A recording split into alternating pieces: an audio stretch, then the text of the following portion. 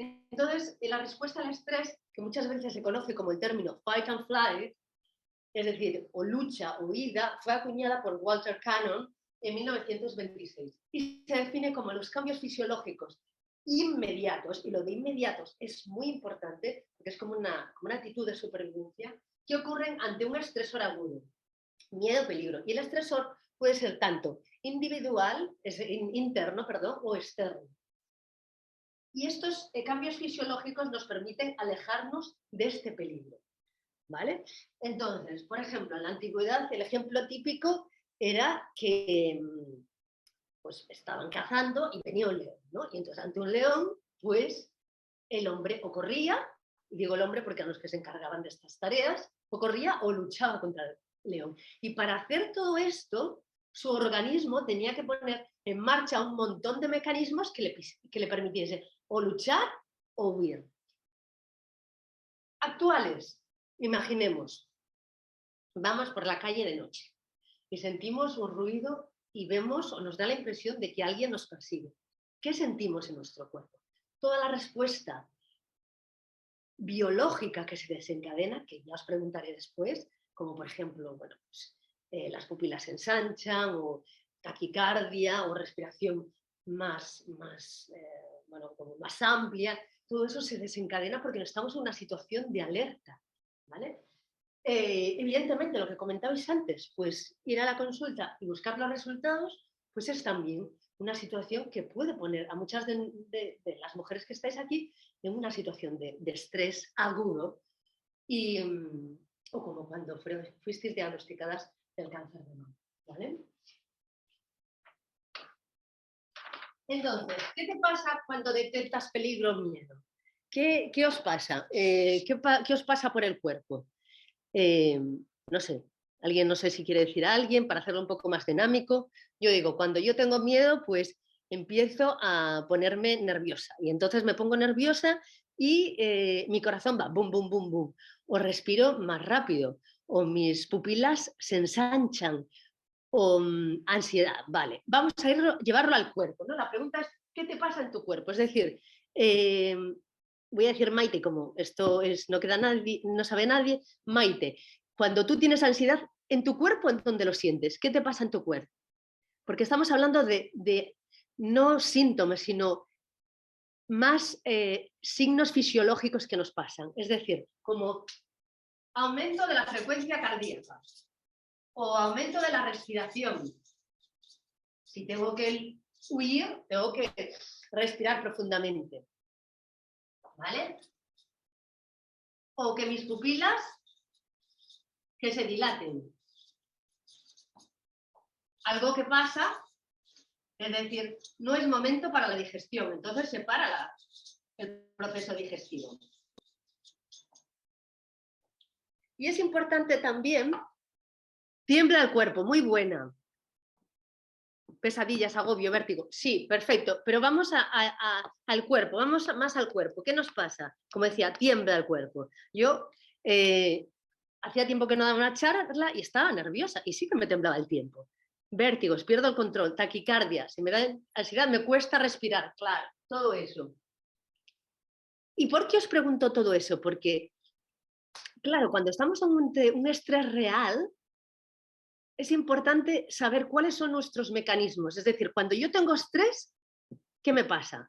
Pues me tiembla el cuerpo o me da taquicardia. Entonces es muy importante en ese momento pararse y tomar una acción. Por ejemplo, yo ayer a las 8 de la tarde ya me faltaba escribir un montón de hojitas de estas. Entonces me empecé a poner nerviosa. Entonces, ¿qué hice? Pues me puse una música de Deuter, que yo sé que escuchando esa música me relajo. Y entonces empecé a respirar y dije, no va a pasar nada, vamos a seguir haciendo y haciendo. Ahogo, claro. El cerebro parece nublarse. Pérdida de control. Bueno, generalmente cuando estamos en una situación de estrés, eso porque ya posiblemente tengas un estrés crónico y entonces el cerebro ya actúa de esa forma. Parece mi cuerpo no puede parar, tengo que estar moviéndome. Claro, muy bueno, porque te pones en sensación de lucha y de huida. Pero a veces, ¿sabéis incluso qué pasa? Que el estrés es tan fuerte o tan potente que nos quedamos lo que se llama frozen, congelados, y no podemos reaccionar. Claro.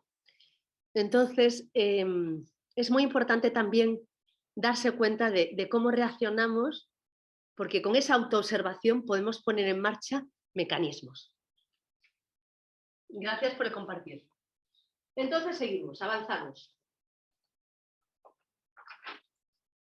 Pero ¿cómo se produce la respuesta al estrés? Imaginaos que venís por los resultados, yo qué sé, del escáner. O imaginaos que estáis de noche por la calle solas y un hombre os empieza a perseguir.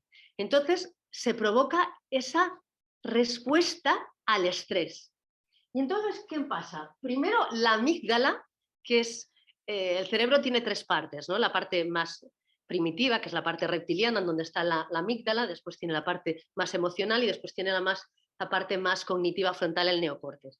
Pues la amígdala, que está en el cerebro reptiliano, el cerebro primitivo de supervivencia, detecta que hay peligro y eso lo detecta pues, por sonidos, por imágenes o incluso por experiencias personales. Si yo cada vez que voy a la consulta del oncólogo recuerdo la primera vez que fui y fue una situación como traumática, posiblemente inconscientemente siempre vaya a tener eso, hasta que le ponga conciencia, ¿vale? Entonces, inicialmente, pues la amígdala detecta una sensación de peligro ante un estresor interno.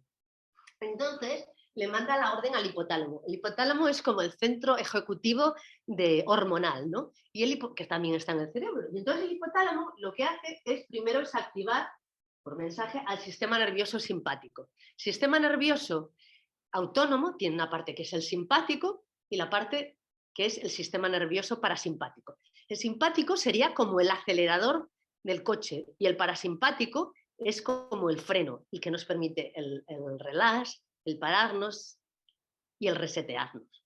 Entonces, el hipotálamo manda una señal al sistema nervioso autónomo simpático para que se ponga en acción, en huida. Estamos hablando todavía de un estrés inicial ante nos están persiguiendo por la calle. Y el sistema nervioso simpático, como veis aquí, pues envía una señal a las glándulas adrenales y estas, que son unas glandulitas que están pequeñitas encima de los riñones, segregan adrenalina y noradrenalina, que son hormonas del estrés y nos permiten ponernos en acción, ¿vale? Porque estas son las que hacen que nuestra respiración vaya más rápido o que nuestros pulmones, nuestros bronquios se ensanchen, que nuestras pupilas se dilaten, todo eso para protegernos ante una situación de estrés y permitirnos la huida, ¿vale? Y por último está otro sistema.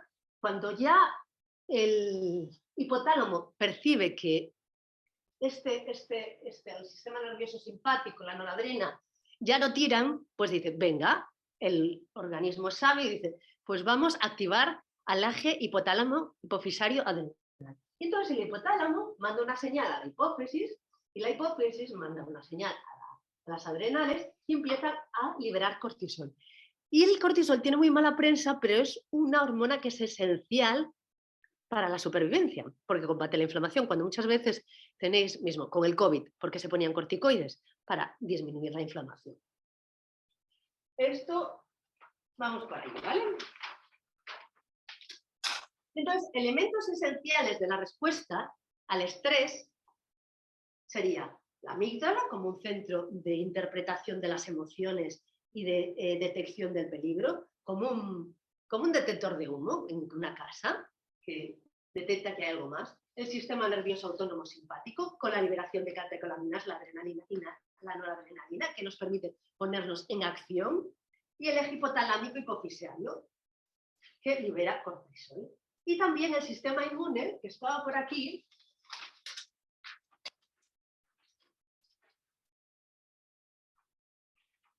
que libera citoquinas y células inflamatorias porque piensa que puede haber una infección. Y esto ya es como lo tercero que pasa, ¿vale? Vamos a seguir. ¿Alguna duda hasta ahora? ¿Algo que queráis compartir o que queda claro todo o sigo? Sigo, ¿no? Vale. Entonces, el estrés, claro, tiene muy mala prensa, pero el estrés, como decíamos, el estrés agudo es beneficioso porque tiene un efecto protector. Y también el estrés tiene una parte que aumenta el rendimiento. Yo ayer a las 8 de la tarde, cuando decía, uy, todavía lo que me queda por hacer de la charla, de los papelitos, evidentemente un momento de tensión y de decir, uy, ¿cuánto me queda? Y de nerviosismo, pero pasado ese momento inicial, me enfoqué y eran las 10 de la noche y yo seguía trabajando. En condiciones normales, a las 10 de la noche estaría en cama. Entonces, ¿qué pasa? Hay un tema que se llama la curva del estrés, el buen y el mal estrés. Entonces, esto es una gráfica y si vemos, esto es en el tiempo, ¿vale? Entonces, empezamos con el estrés y hay un buen estrés, buen estrés, buen estrés, es decir, hay una zona de confort. Imaginaros que estáis en el trabajo y, bueno, pues tenéis que hacer muchas tareas y estáis muy concentrados, hay una zona de mucho rendimiento, aprendéis nuevos temas nuevos, pero llega un momento que pasamos de esa parte de óptimo estrés que nos permite estar más en el enfoque, más con más rendimiento, incluso tiene efectos positivos a nivel inmunidad, pero llega un momento que hacemos un clic. Es como en la vida. Muchas veces aguantamos hasta que decimos, hasta aquí. Y ahí es el descalabro, ¿no? Pues, y ahí se genera el mal estrés. Empieza la fatiga, es decir, una sensación de cansancio, de extenuación, hasta que llegamos al burnout, que fue lo que me pasó a mí el año pasado. ¿Vale? Entonces, el estrés, maravilloso. Pero si nos pasamos de roscas, pasa esto. Y sobre todo, si tenemos poca conciencia de lo que nos pasa, nos dejamos de cuidar. Entonces llegamos a esto. Por eso es el motivo de la charla. Para que nos autoobservemos y decimos, vale, este estrés me está ayudando. Porque, por ejemplo, cuando uno tiene un diagnóstico de cáncer de mama, pues ese momento de estrés inicial, evidentemente hay una afectación emocional, física, psicológica, pero dice, bueno, pues si tengo hijos me tengo que poner las pilas para esto, esto y esto. Hay una parte de adaptación, porque estamos enfocados en resolución de problemas. Pero claro, cuando pasamos a esta situación y el estrés se hace muy crónico, ya no tenemos esa capacidad de resolver y esa capacidad de rendimiento alto. Ya eso se ha perdido todo y entramos en una situación de fatiga crónica y, como veremos, que ocasiona muchos problemas de salud. ¿Vale? Entonces, ¿cómo definiríamos estrés crónico? Algunas hablabais de tensión, ¿no? Pues sí, es como una tensión mantenida en el tiempo, ¿no? Tanto física, emocional, mental. Y Seidel en 1956 lo definió como el estrés crónico aparece cuando la respuesta al estrés, es decir, la fight and flight, la lucha o la huida, persisten en el tiempo. Y hay una hiperestimulación, evidentemente, porque baja. Aberrante del sistema nervioso autónomo y del eje hipotalámico hipofisario. Ana pregunta por qué baja el hemograma. Ahí no entiendo lo que quieres decir, si me lo puedes explicar más. Y después, entonces el estrés crónico es todo aquello, pues interno, externo, que desborda la capacidad del organismo de responder eficazmente a las demandas, tanto sean internas o externas, y que se operan todos los recursos que tenemos personales, porque todos tenemos recursos internos que podemos poner en marcha ante situaciones. Pero en esa situación, nuestros recursos internos ya están desbordados por todas las capacidades y las demandas que hay, ¿no? Y esto es mantenido en el tiempo y afecta, pues, a nivel físico, mental y emocional. Una forma de explicarlo es decir, cuando el estrés crónico se mantiene en el tiempo, lo que os trataba de explicar, es decir, una persona tiene sus recursos internos o externos, pero tiene las demandas. Como veis aquí, las demandas son superiores a los recursos. Entonces, la forma de arreglar esto sería, por eso es muy importante que nos demos cuenta de lo que nos pasa, sería o que los recursos los aumentásemos, y entonces sería como un triángulo, como un cuadrado, o a la inversa sería que las demandas se hiciesen más pequeñas. Y en ambas situaciones veis que hay un rectángulo que hemos conseguido en donde la persona aumenta sus recursos o disminuye sus demandas. Evidentemente, hay rasgos de personalidad que afectan más y que hay gente que tiene más estrés crónico que otros. Por ejemplo, personas perfeccionistas, personas que son más sensibles y personas que son sensibles o que se dejan influenciar por los comentarios de otros o que les importan, pues tienen mayor riesgo de tener estrés crónico. También a la vez hay un tema transgeneracional, ¿no? Es decir, de la misma forma que uno tiene los ojos azules o verdes porque en la familia hay ese gen que lo expresa, pues también vemos que en familias la gestión del estrés es peor que en otras. Y esto es independientemente de la situación a la que uno esté sometido. Yo siempre digo que mi padre tiene un manejo del estrés maravilloso, es decir, maravilloso. Hace un año, por poco se muere de COVID, salió rapidísimo, tiene un sistema inmune súper potente y tira millas, pasa algo y lo resuelve enseguida. Que esto es lo que tendría que pasar. Es decir, cuando tenemos un estrés agudo, hay la lucha o la huida y después tendríamos que quedar relajaditos. Pero lo que pasa, muchos de nosotros nos quedamos ahí en esa tensión, la acumulamos en nuestras mentes y en nuestros cuerpos. Por eso quiero haceros el ejercicio final para liberar el cuerpo de esas emociones que muchas veces acumulamos y llevamos. Y evidentemente, si la situación persiste en el tiempo por pocos recursos internos o por muchas demandas, al final acabaremos teniendo problemas físicos, mentales y emocionales. Y vuelvo a lo mismo, el estrés es subjetivo, no depende de lo que nos pasa, sino de la interpretación y de lo que percibimos como peligro en nuestra vida y esto es algo muy subjetivo y en lo que podemos trabajar.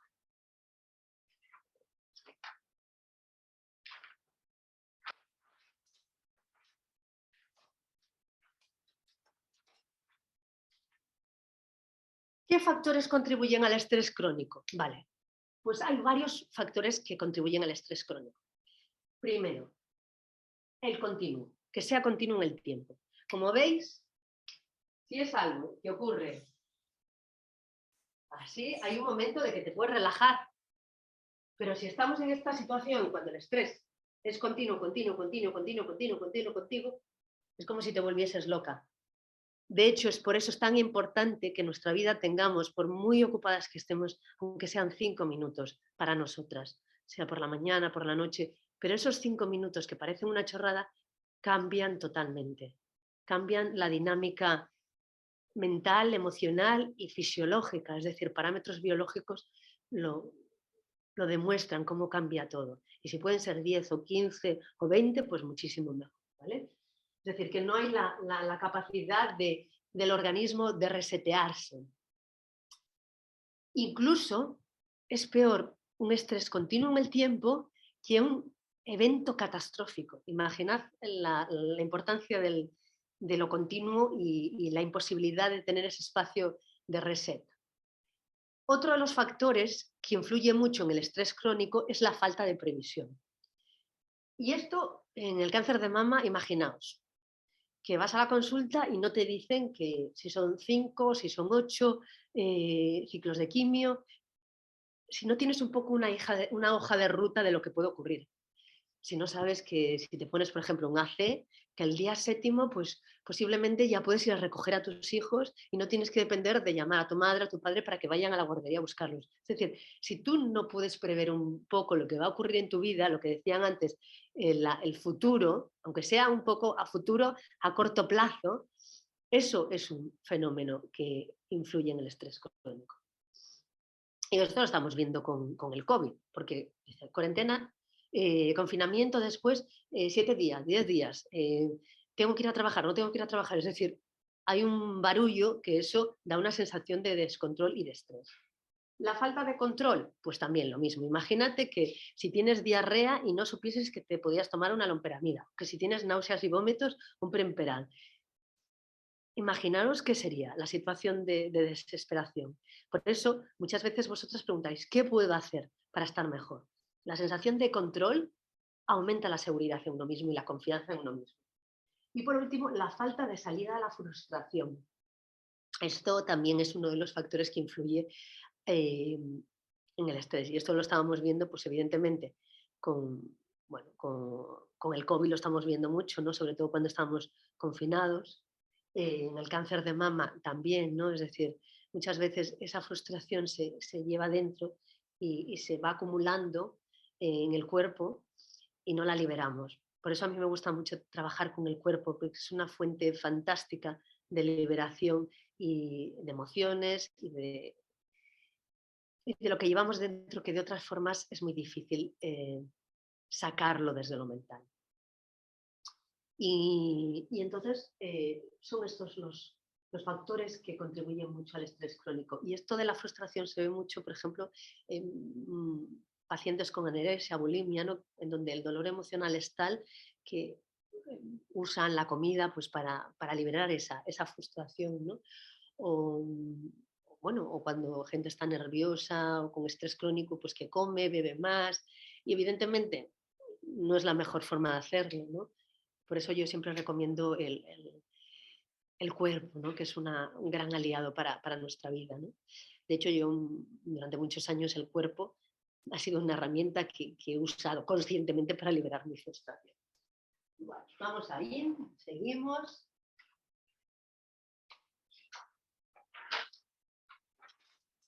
Esto es la primera parte.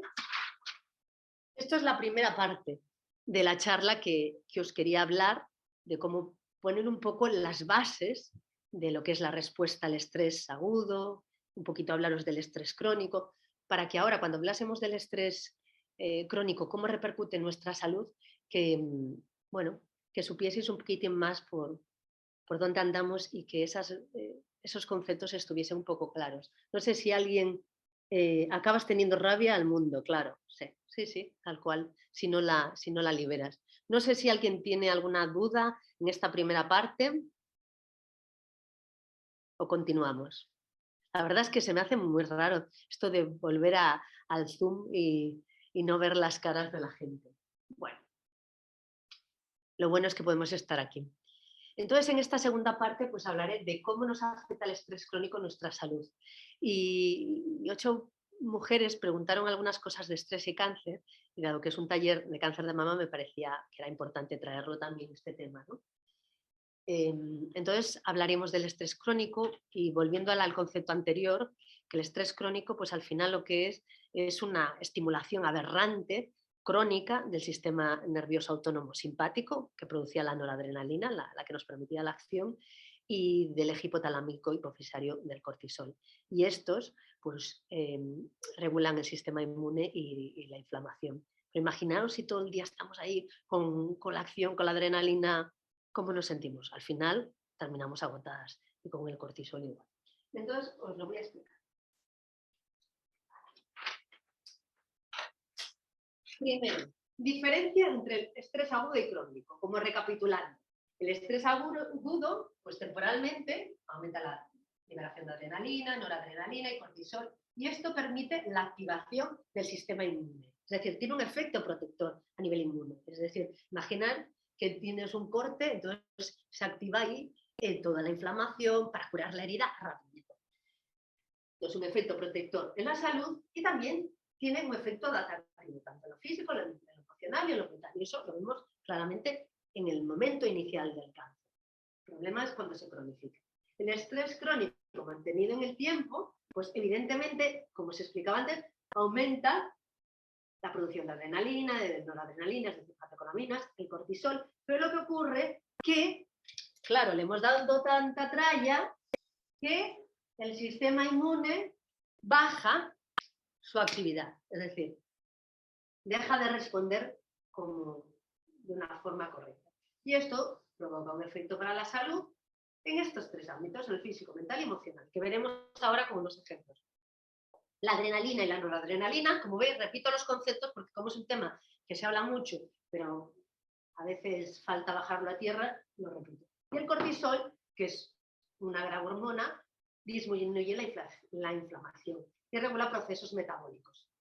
Muy importante, imaginamos, en este momento que el cortisol está segregando constantemente azúcar, porque nuestro cuerpo cree que tenemos que estar, pues, que nuestros músculos van a necesitar demandas de azúcar, y entonces esto hace que nuestro azúcar suba, también sube nuestra insulina para compensar el efecto del azúcar, ¿no? Y entonces así, al final, un caos. Y el sistema inmune, que previene la infección mediante la liberación de cetoquinas y células inmunes, cuando se usa mucho y está en una situación de estrés, pues al final deja de funcionar, efectivamente, y deja de tener su efecto protector. Porque como veremos al final, el sistema inmune tiene una parte, incluso en el caso de los tumores, que es pro tumor, y otra parte, el sistema inmune, que reduce la posibilidad de tumor.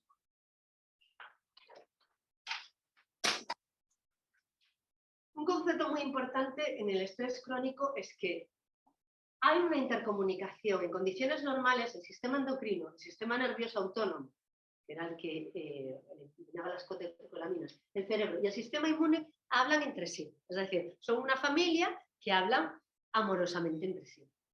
Pero lo que pasa es que cuando ocurre el estrés crónico, es como si la familia estuviese enfadada y empieza a chillar. Entonces ya no hay una interrelación entre ambos, entre ellos. Y esto ocasiona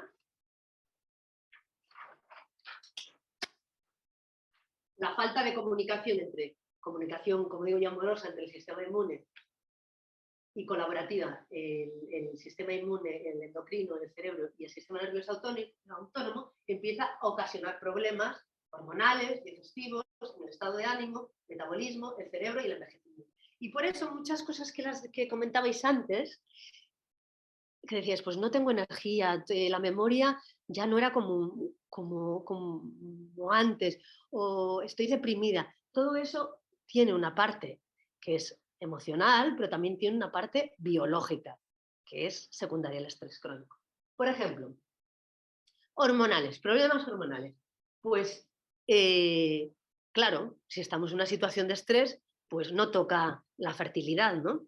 Por eso muchas niñas pues dejan de tener regla, porque no es el momento de ponerse a tener hijos. De la misma forma que si estamos en un estrés, disminuye el líbido. Imaginaos, muchos de los tratamientos de cáncer de mama, bueno, muchos no, los tratamientos hormonales, especialmente los inhibidores de la aromatasa, bajan el líbido, el tamoxifeno menos.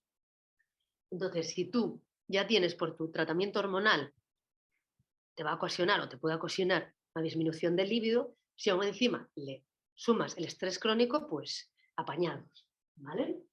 Y esto es porque en el estrés fisiológicamente no es el momento de ponerse ni a procrear ni a disfrutar con sexo. Es acción de huida. Pero claro, el cerebro no entiende que eso era beneficioso inicialmente y crónicamente es deleterio. Los digestivos. Es muy importante, cada vez se habla más de la conexión cerebro e intestino. Yo hablaría más incluso de la conexión cerebro, intestino, sistema inmune y sistema nervioso autónomo. Entonces, ¿qué puede provocar? Pues alteraciones en el microbioma, ¿no? El microbioma, ya sabéis, se habla mucho de la microbiota, y el microbioma son pues todos los genes de las bacterias que están ahí, ¿no? Y cada vez se ve, incluso con la inmunoterapia, tener una diversidad de bacterias intestinales como inciden ciertos tratamientos inmunoterapios. Y en muchas enfermedades, ¿no? Incluso se ven, eso sería para otro tema, ¿no? Como cepas de mujeres con cáncer de mama, la diversidad es un factor muy importante. Entonces, alteración del microbioma. Síndrome de colon irritable. ¿A cuántas de vosotras cuando estáis nerviosas pues tenéis diarrea? Claro, pues también síndrome de colon irritable. Y también el síndrome de leaky gut, que en español no sé cómo se llama, la verdad, no lo he buscado, que es cuando, imaginemos que tenemos nuestro sistema digestivo, las vellosidades intestinales, que son así. Y lo normal es que estén pegaditas. Yo digo que es como cuando tienes una alfombra nueva que está muy juntita y cuando la tienes vieja que hay espacios entre ellas. Entonces hay como gaps, espacios en blanco. Lo que ocurre, claro, el leaky gut pues provoca diarrea, cansancio. ¿Y por qué? Porque ahí hay un paso de hormonas que en vez de estar todo apelotadito, imaginemos que las vellosidades intestinales tendrían que estar así, pero están, imagínate, una aquí, otra aquí, otra aquí y otra aquí. Entonces por ahí permite que las hormonas, y muchas veces incluso los estrógenos, que afectan tanto el cáncer de mama, estén ahí. Entonces, por eso esos problemas del leaky gut, cuando tenemos un estrés crónico mantenido en el tiempo. A nivel metabólico, pues puede provocar un síndrome metabólico, hipertensión, colesterol, diabetes, obesidad en la zona de la cintura. Y todo esto es porque, claro, lo que os explicaba antes, segregamos más, no es que segreguemos, el mensaje que le damos a nuestro cuerpo es necesitamos azúcar para nuestros músculos y para ponernos en acción, entonces se libera, pero claro, hay un momento que se acumula y entonces eso se acumula en forma de grasa y colesterol y todas estas cuestiones. Entonces, diabetes, colesterol y también la hipertensión por la activación constante del sistema nervioso autónomo. El cerebro, lo que decíais antes, la memoria. Hay una parte que se llama el hipocampo, que es un área que es muy importante en la memoria. Entonces, muchas mujeres con cáncer de mama, volvemos a lo mismo. Los efectos de los tratamientos pueden provocar pues, afectación en la memoria, ¿no? Porque no hay la misma cantidad de estrógenos, pero también en un estrés crónico a veces lo que ocurre es que las células del hipocampo disminuyen y por eso hay una dificultad en procesar pues, memoria. Es decir, yo que he tenido un burnout el año pasado y siempre he tenido una memoria espectacular, hay momentos que tengo lapsus de memoria y he dicho, oye, ¿esto cómo fulanita se llamaba? Cuando yo siempre le decía a mis compañeros y amigos, no me cuentes un secreto porque me voy a acordar 20 años más tarde. Y sí que me acuerdo, ¿no? Pero que me ha sorprendido mucho incluso ese momento de, uy, ¿esto cómo era, ¿no? Cuando tengo una memoria brillante. También incide en la capacidad de estar enfocado. Lo que decíais antes, no me acuerdo quién era, pero decía, eh, eh, hay un micro, por favor, los micros. Hay, los micros, por favor. Los micros. Mira, ya lo puedes silenciar a todo el mundo, por fin. Entonces, no sé quién. Que se parece el cerebro parece nublarse, ¿no? Como una. Es además algo que ocurre muchas veces, eh, ocurre muchas veces con la quimioterapia, ¿no? La brain fog, ¿no? Es decir, que esa capacidad de que se te nubla la vista. Pues muchas veces y te nubla la mente, que no sabes pensar con claridad. Pues eso muchas veces es por un tema de la memoria y del foco. Y también porque a nivel eh, la capacidad de planear, ¿no? Es decir, porque esto está muy también enfocado en toda la corteza frontal, esa corteza frontal no está, me sale en inglés, no está tan sharp, ¿no? No tiene esa capacidad de procesamiento tan buena como antes. Y evidentemente, pues el estrés crónico pues, provoca envejecimiento de la piel y enfermedades autoinmunes, ¿no? Pues colitis ulcerosa, eh, eczemas, alergias, que como vemos están siendo muy frecuentes ahora incluso en la población infantil, ¿no? Y voy a decir un inciso, ¿no? De que a mí me parte el corazón ahora cuando oigo a niños, y no he sido uno, sino varios, cuando dicen estoy muy estresado, con 7 y 8 años. ¿No? Algo estamos, yo creo que haciendo mal cuando niños de 7, 8 años dicen que están estresados. Lo dejo ahí. Y signos que confirman el estrés crónico, porque estábamos hablando antes de síntomas y ahora de signos, ¿no? Pues lo primero que es la curva del cortisol. La curva del cortisol tiene un ciclo circadiano. Aquí me sale un poquito mal, pero el nivel más alto es a las 6 de la mañana, por eso si tú estás sano, a las 6 de la mañana tienes energía y vas como un toro. Baja un poquito y a las 6 de la tarde, pues es decir, ahí cuando eh, tenemos un poquitín menos de energía, a veces por eso queremos tener siestas y estas cosas, pero a las 12 de la noche es cuando está en el nadir, en el punto más bajo y empieza a subir hasta el el pico máximo a las 6 de la mañana. Lo que ocurre es que muchas mujeres con estrés crónico y con cáncer de mama tienen alterada la curva del cortisol. Y esto es como decir, uy, ¿qué me pasa? Si, por ejemplo, muchas veces por la mañana no tiran, ¿no? Y está alterado. Entonces, aquí, en vez de tener este pico tan alto, pues estaría por aquí la línea. O que hay gente que después, por la tarde, tiene muchísima energía, ¿no? Es decir, es importante saber cómo estabas antes, y esto es independientemente de los biorritmos, ¿no? Que hay gente que es más nocturna que diurna, ¿no? Pero sobre todo compararnos, como los estudios aquí, el caso control sería con uno mismo, ¿no? Esto es un signo indirecto. Y también otro de los signos que denotan que ya el estrés está muy mantenido en el tiempo es cuando el receptor de cortisol ya no funciona correctamente. Se libera cortisol, se libera cortisol, se libera cortisol, pero llega un momento que el receptor de glucocorticoide ya es como si no lo reconociese. Esto es porque muchas veces se produce un loop negativo, un feedback negativo, es decir, a nivel cortisol, tú liberas, liberas, liberas, y entonces hay tanto cortisol que a nivel del hipotálamo ya dicen, uy, ya no necesitamos más, ¿no? Vale.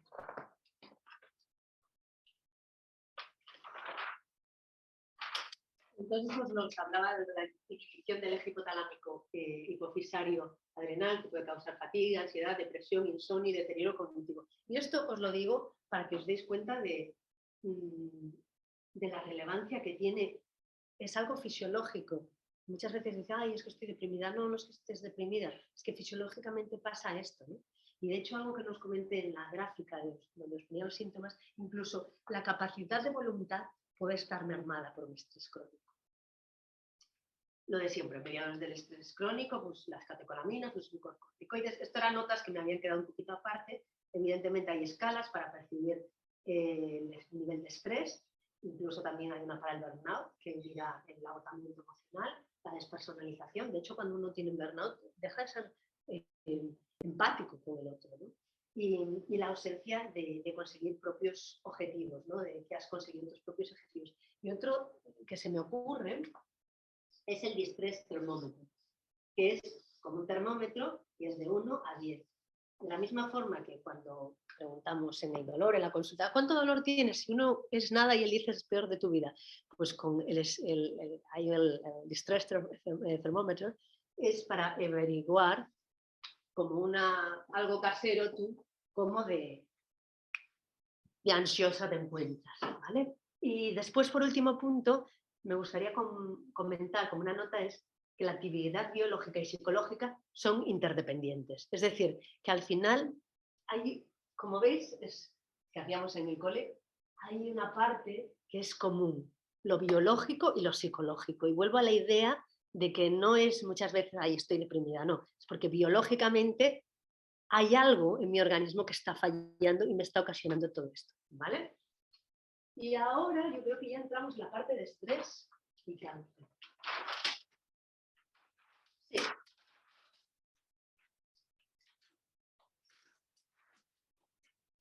Vale, la estrés y cáncer.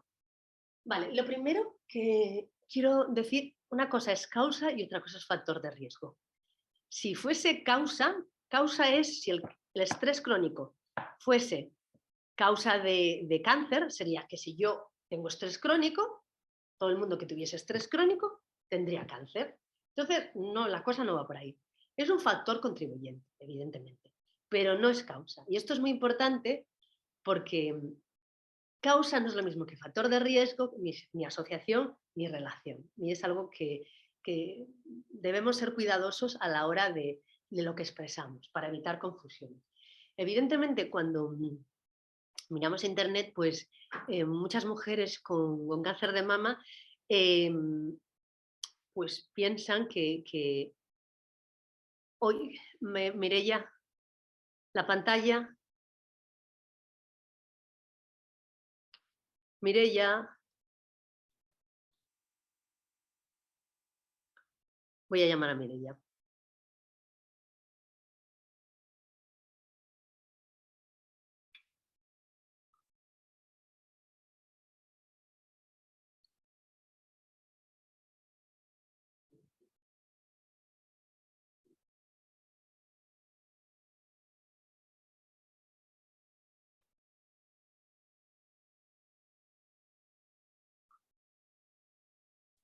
Ana, ¿puedes apagar la cámara o esto, la pantalla? Voy. Voy Sí, a... lo estoy desactivando. Ahora, ¿no? Ahora, no, ahora, perfecto, Ya gracias, está, Ana. ya lo he hecho yo. Gracias. No sé si era Bueno, yo. Bueno, gracias a ambas. no te preocupes. Vale, entonces lo que decíamos, ¿no? Que no es lo mismo una causa que un factor de riesgo, ¿no? Lo que os compartía, ¿no? Que muchas, incluso vosotras, habéis compartido, ¿no? De que yo creo que fue el estrés que sentía lo que me generó cáncer. Si hacemos revisiones en internet, hay veces que incluso, por ejemplo, hay una revisión de 100.000 mujeres con carácter prospectivo y evaluaban, es decir, con carácter prospectivo, es decir, punto inicial y a X años evaluaban quién había tenido cáncer o no, ¿no? Y les preguntaban si habían tenido pues, estrés en los años previos, si tenían pues, muerte de un familiar querido o divorcio, habían perdido el trabajo, y entonces evaluaban todas esas cuestiones. Y ahí decían que no había relación. Sin embargo, cada vez estamos viendo más datos de la relación que tiene el estrés crónico y el cáncer. Muchos de estos datos son Regina, no sé qué ha pasado. Bueno, muchos de estos datos son en animales, modelos animales. De hecho, hay una mujer, creo que se llama Sud, en el Memorial, que, que estudia mucho este tipo de relación, el estrés crónico y el cáncer, ¿no? Y entonces sí que se está viendo cada vez más publicaciones, y no solo en animales murinos, no solo en ratones, sino también en personas, esa relación. Y la relación, en principio, porque el estrés crónico contribuye y es un factor clave en procesos biológicos que ocasionan el cáncer, ¿no? Cuando, no lo he puesto aquí, pero hay una cosa que se llama los hallmarks del cáncer y hay distintos eventos que tienen que ocurrir para que se produzca un tumor o para que haya metástasis, ¿no? Y alguno de ellos es como la angiogénesis o la inflamación. Entonces, el estrés crónico actúa a esos niveles, ¿no? Entonces, el estrés crónico modula procesos biológicos clave en el riesgo del cáncer, en la progresión y en el pronóstico. Estamos ahí, es decir, lo que se dice es que personas que tienen estrés crónico tienen un outcome peor. ¿Vale? El pathway, es decir, como el camino que hay entre estrés crónico y cáncer está como poco, no me gusta la palabra poco estudiado, sino que también, pero no es claro, ¿no? Y posiblemente porque el cáncer es algo muy complejo. Pero sí que lo que se ve que el estrés crónico aumenta el tumor growth, ¿no? La capacidad de crecer del tumor y la proliferación. Y esto lo hace por varios sistemas, ¿no? Y volvemos a lo que he estado hablando todo el rato en la charla. La activación del sistema nervioso autónomo simpático por la liberación de noradrenalina. Y esto hace que en el microambiente celular, es decir, al final no son las células solas, las células están en un microambiente celular, es decir, como si tenemos sopa y fideos dentro, pues los fideitos saben de una forma de la sopa dependiendo de lo que le hayamos hecho. Si le hemos puesto zanahoria, un puerro, la sopa va a ser más sabrosa, o que si solo hemos puesto unos fideos, por muy fideos de espelta que sean. ¿Vale?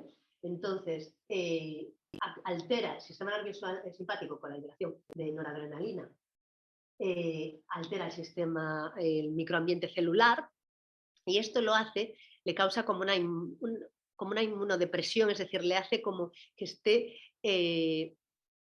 menos capacitado para luchar ante un tumor, ¿no? Porque ante una proliferación tumoral, porque nosotros todos tenemos células cancerosas en nuestro cuerpo, que están replicándose todos los días, pero tenemos una capacidad que es la apoptosis, que es la muerte celular.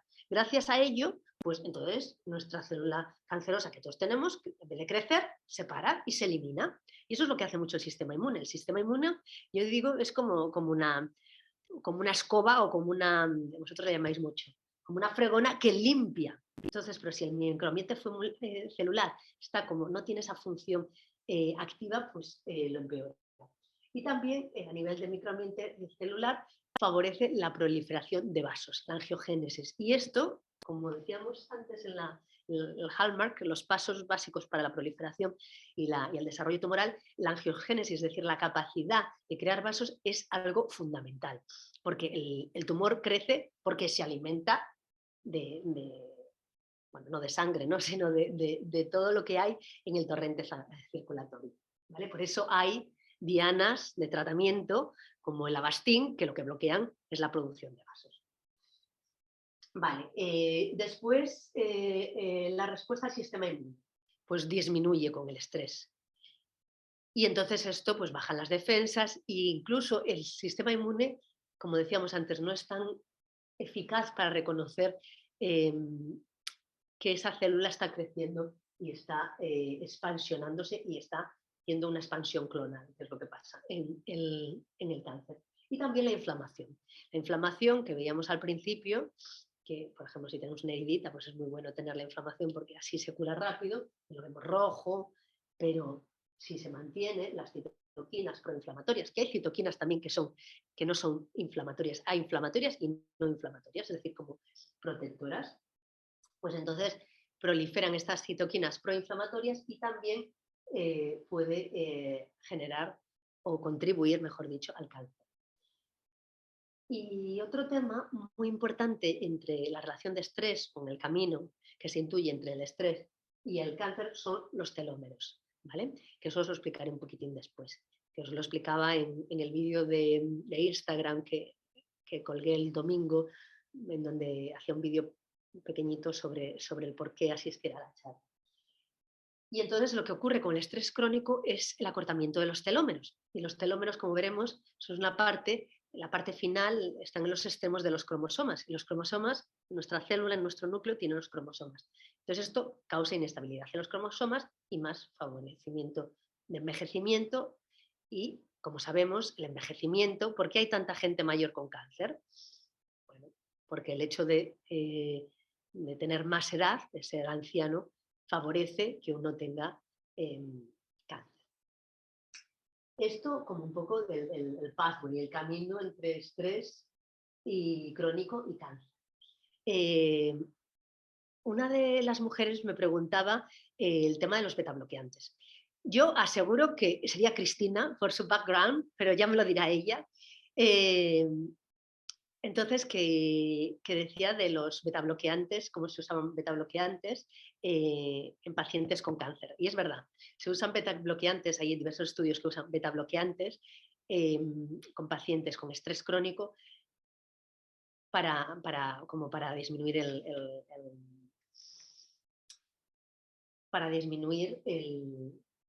¿cómo se llama? La liberación de noradrenalina y adrenalina. Porque el betabloqueante lo que actúa es contra el sistema nervioso simpático.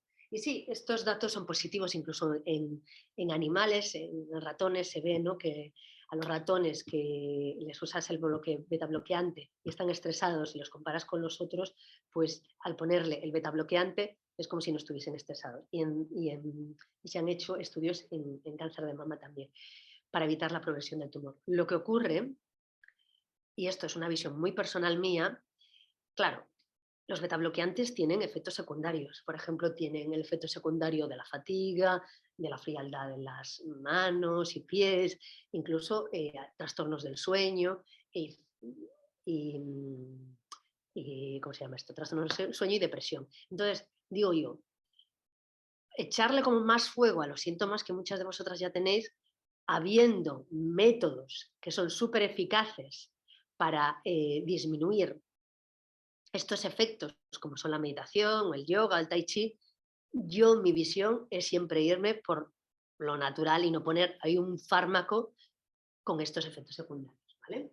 Y además, otro punto muy importante es que la progresión o el favorecimiento de la relación entre estrés crónico y cáncer, no solo por el sistema nervioso, sino por el sistema nervioso autónomo, simpático, sino por otros caminos, ¿no? Pues la inflamación, el sistema inmune, la activación tan grande del eje hipotalámico hipofisario adrenal. Entonces, no es solo actuando ahí en el sistema nervioso autónomo. ¿Vale? Y por último, Cuando hablábamos del sistema inmune,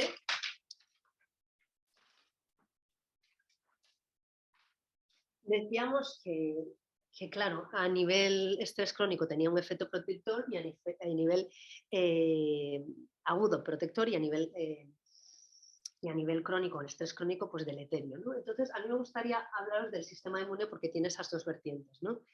Hay una parte, el tumor, hay una situación que se llama inmunoediting, es decir, que está editando, como editas un texto, pues el sistema inmune está editando.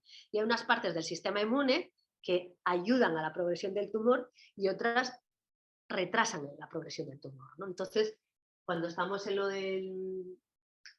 la situación crónica, pues se activan esos procesos que ayudan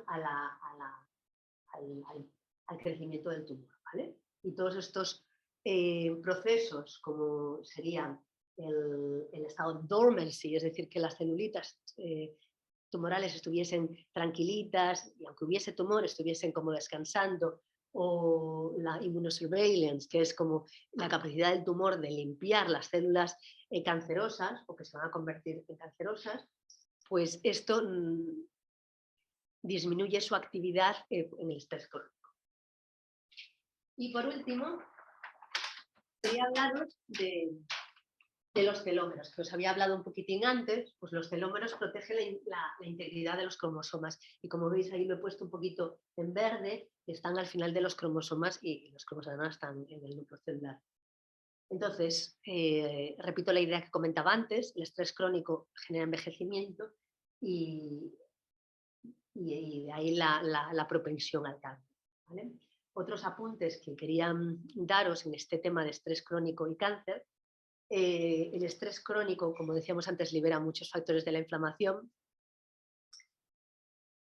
y el cáncer en sí mismo también libera factores de la inflamación, el tumor en sí mismo. Entonces, estos factores de la inflamación que son liberados por el tumor, pues entonces van el cerebro lo interpreta y entonces causa depresión y hay un loop, hay un bucle que está ahí, ¿no? Por eso muchas veces el estado de ánimo de las personas está deprimido, ansioso, porque están circulando todo el día, ¿no? El estrés crónico libera factores inflamatorios al tumor y el tumor al organismo.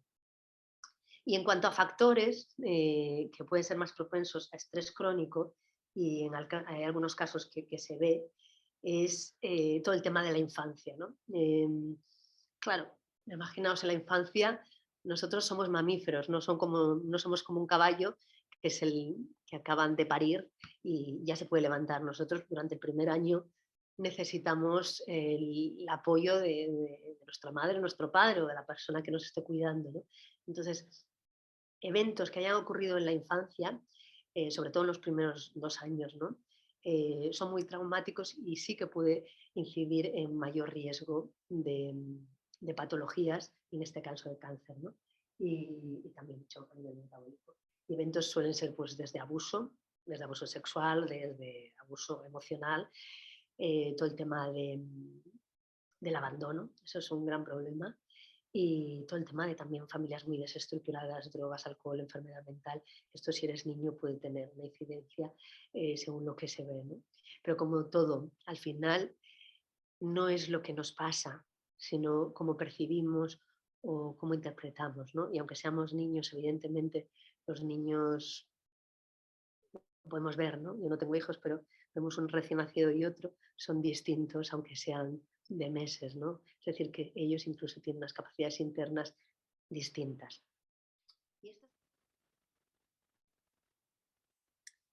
Bueno, y entonces ahora empezamos con la última parte de la charla, ¿vale? Que son herramientas para manejar el estrés. Entonces, lo primero que hay un camino entre el estrés y la resiliencia, ¿no? Y para ello es muy importante el autocuidado y la autoescucha y atender nuestras necesidades, ¿no? Y para esa autoescucha y ese autocuidado es muy importante también que tengamos una actitud de testigo ante nosotros en lo que nos pasa en la vida, ¿no? Por eso es tan importante el mindfulness, ¿no? Y vale. Las preguntas las voy a hacer al final, ¿vale? Porque ahora ya voy a empezar con esta parte, ¿no? Y también es importantísimo en esa capacidad de resiliencia que vamos a ir creando poco a poco el automanejo. Primero hay que observar qué es lo que me pasa y después poner en marcha acciones que me permitan manejar mejor mi estrés. Entonces, voy a hablar de estas herramientas que hay. Y las herramientas, lo primero decir que las herramientas de manejo del estrés cuando se mantienen en el tiempo, no se trata de que, oye, lo hagamos un día, bueno, si lo hacemos un día es maravilloso, pero si hacemos estas herramientas de manejo de estrés en largo tiempo, pues vamos a disminuir las hormonas del estrés, que habíamos hablado ya que eran las catecolaminas, adrenalina, noradrenalina, cortisol, vamos a actuar en nuestro sistema inmune, haciéndolo más potente, y de ahí la importancia de combatir infecciones, inflamación, cánceres. Y después vamos a actuar sobre la inflamación, que también habíamos visto, la inflamación crónica, los efectos deleterios que tiene, favoreciendo cánceres y otro tipo de enfermedades. Me preguntabais, ¿meditación? Sí.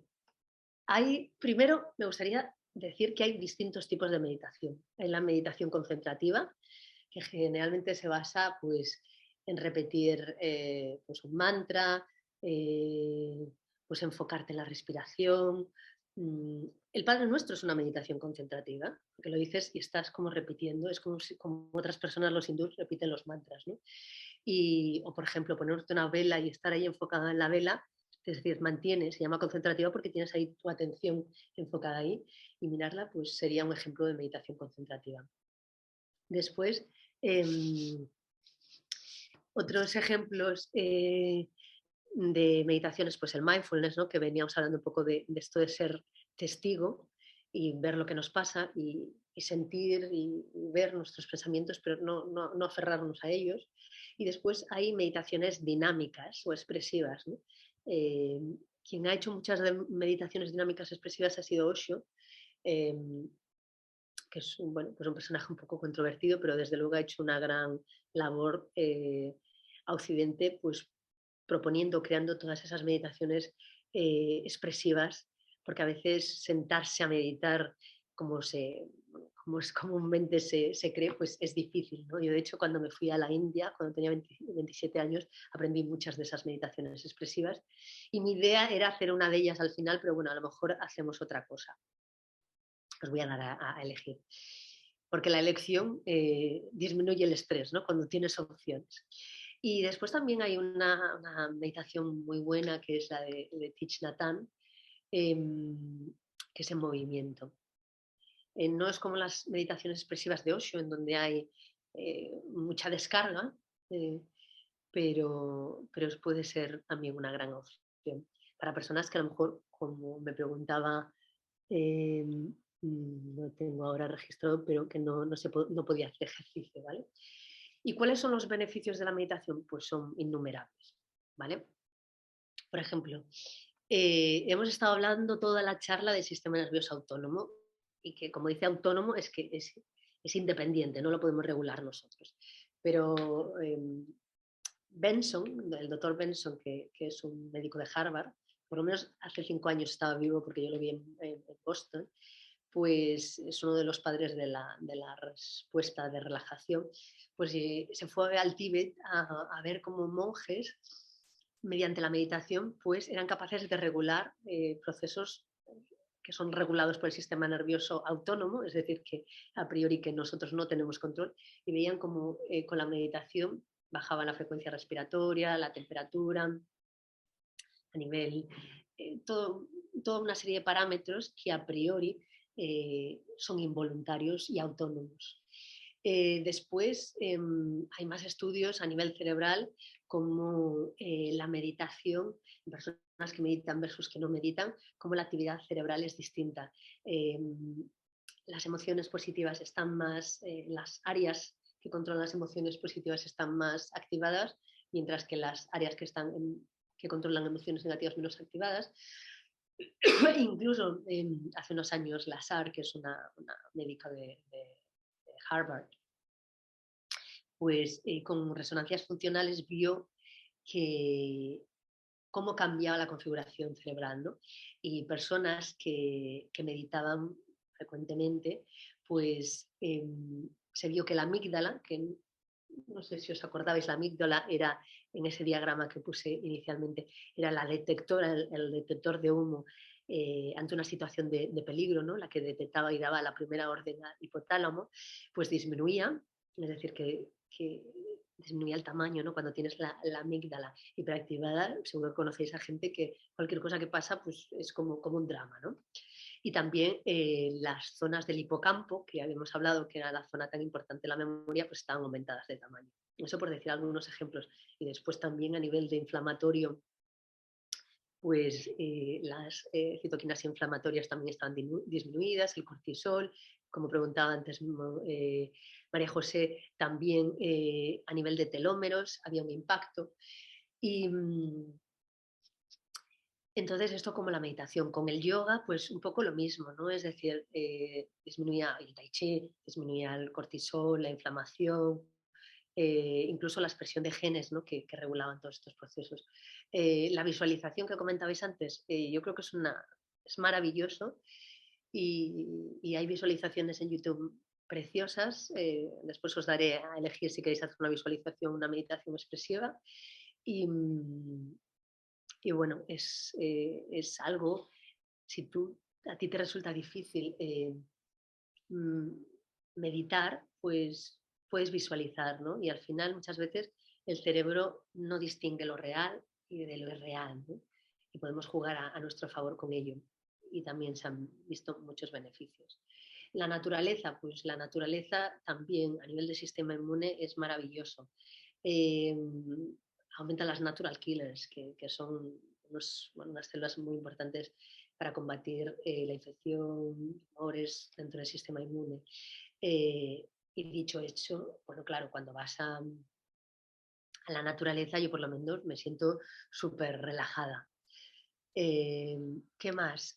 La dieta, muy importante. La dieta, el ejercicio y el descanso son como unos pilares fundamentales.